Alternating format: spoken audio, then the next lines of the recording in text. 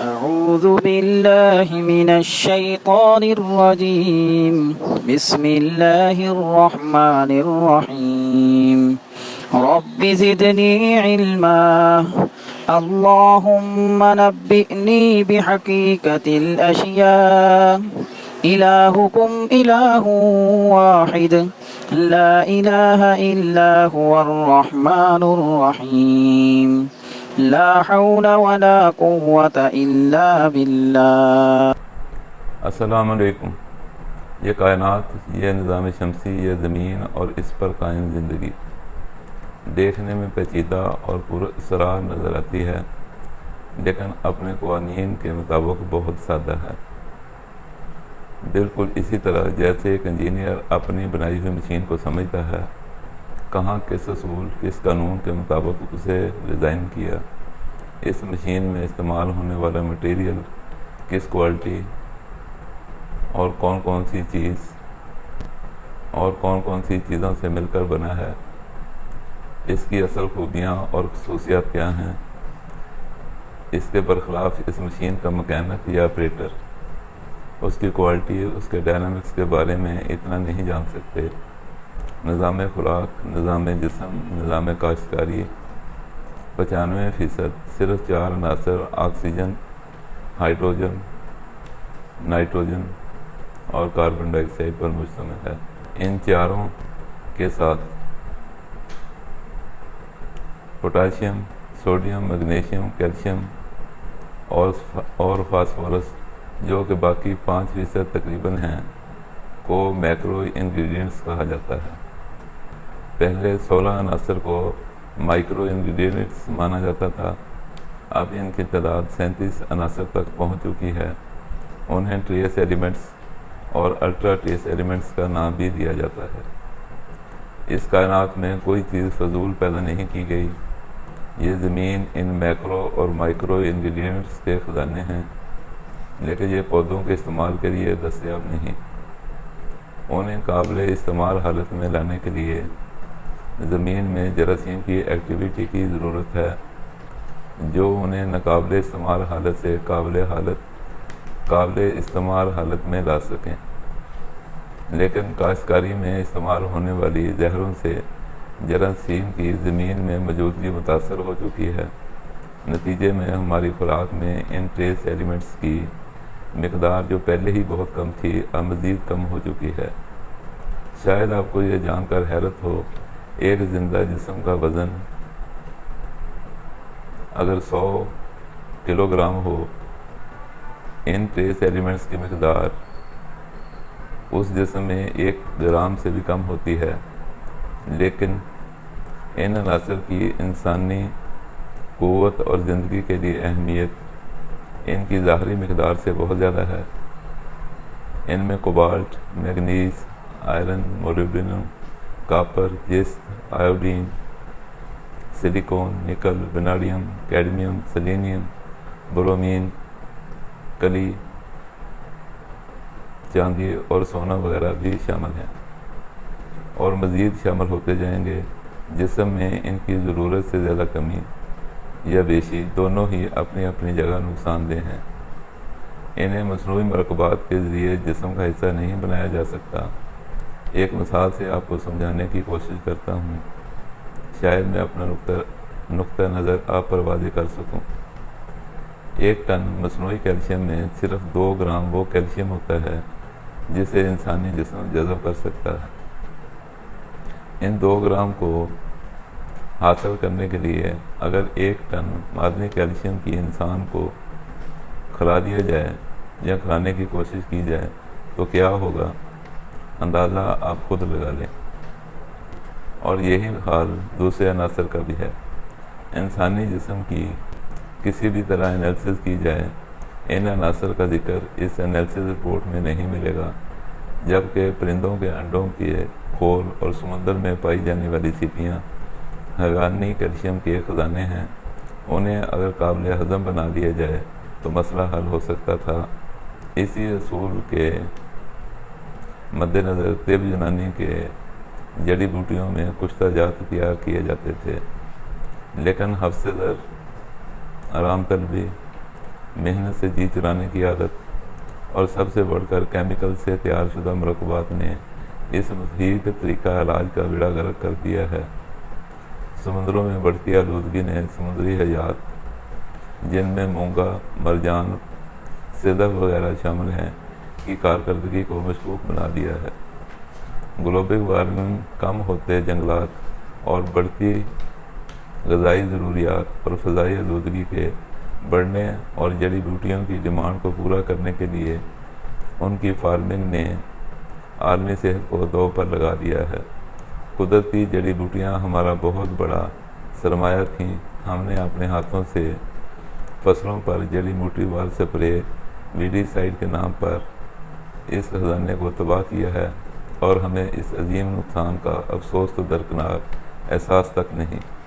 ان سب چیزوں کا حل سرمایہ دارانہ نظام نے نکالا، وہ آرگینک فارمنگ اور کنٹرول فارمنگ نام سے معروف ہے، لیکن اس کی افادیت کچھ بھی نہیں، وہی کان گھما کر پکڑنے والی بات ہے۔ آپ سے ایک تجربہ شیئر کرتا چلوں۔ 1973 سے لے کر 1978 تک پاکستان میں سیلاب بہت آئے، دریاؤں کے بند ٹوٹ گئے اور پانی نے بہت نقصان کیا۔ میں ان دنوں 20 سالہ نوجوان تھا۔ ہم اس پانی سے مچھلیاں پکڑنے جاتے تھے۔ سیلاب ختم ہوگا، لیکن نشیبی علاقوں اور تالابوں میں مچھلی بہت تھی۔ ہم گھر سے ارلی صبح سائیکلوں پر روانہ ہوتے، 15-20 میل سائیکل پر جا کر مچھلی کا شکار کھیلتے اور آدھی رات کو گھر واپس پہنچ جاتے۔ ایک دن صبح سے ہم پانی میں مچھلی پکڑ رہے تھے۔ ہمارے نزدیک ہی ایک جھونپڑی سی بنی ہوئی تھی، لیکن سیلابی پانی نے ہر قسم کی فصلیں اور مکان سب تباہ کر دیے تھے۔ غریب لوگوں نے واپس آ کر سرکیوں کی جھونپڑیاں سی بنائی ہوئی تھیں، مقامی زبان میں انہیں چھپر کہا جاتا ہے۔ ایک بوڑھی عورت نے پانی کے کنارے پر کھڑے ہو کر ہمیں آواز دی، بیٹا میں دیکھ رہی ہوں تم صبح سے مچھلیاں پکڑ رہے ہو اور تم نے کھایا کچھ بھی نہیں۔ میں یہاں روٹی اور چائے لائی ہوں، آؤ اور کھا لو۔ اس دن ہم گھر سے کھانا لے جانا بھول گئے تھے۔ ہم پانی سے باہر نکلے، اماں جی واپس چلی گئی تھیں۔ ہم نے دیکھا ایک روٹی تندور کی پکی ہوئی، آم سے سائز کی، اور ایک چینک چائے کی پڑی تھی، ساتھ 2 پیالیاں بھی تھیں۔ ہم دونوں نے ایک دوسرے کی طرف دیکھا۔ 20 سال کے 2 جوان صبح سے پانی میں گھسے ہوئے مچھلیاں پکڑ رہے ہیں، اور اماں جی ایک روٹی رکھ کر گئی تھیں، ساتھ سالن وغیرہ کچھ نہیں تھا۔ ہم سوچ رہے تھے ایک روٹی سے ہمارا کیا بنے گا۔ ہم نے آپس میں بات تو کوئی نہیں کی اور چائے کے ساتھ روٹی کھانے لگے۔ روٹی پوری ختم ہونے سے پہلے ہی ہماری بھوک اور تھکاوٹ ختم ہو گئی۔ ہم نے پورا زور لگا کر وہ ایک روٹی بڑی مشکل سے ختم کی اور دوبارہ مچھلیاں پکڑنے لگے۔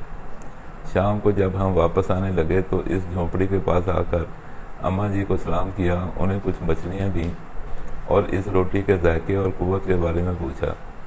اماں جان کہنے لگیں، پتر ہم اپنے گھر میں استعمال کرنے کے لیے 1 ایکڑ گندم علیحدہ بیچتے ہیں، اسے ہم نے آج تک کھاد نہیں ڈالی۔ ہم گھر کے 10 افراد ہیں، ہمارے 1 سال کے لیے اس ایکڑ کی گندم کافی ہو جاتی ہے۔ ایک ٹائم کے لیے پوری فیملی کے لیے میں 4 روٹیاں پکاتی ہوں اور ہمارے لیے وہ کافی ہو جاتی ہیں۔ صبح سے محنت کر رہے تھے اور جوان بھی ہو، اس لیے میں نے روٹی کے پیڑے میں تھوڑا سا آٹا بڑھا دیا تھا۔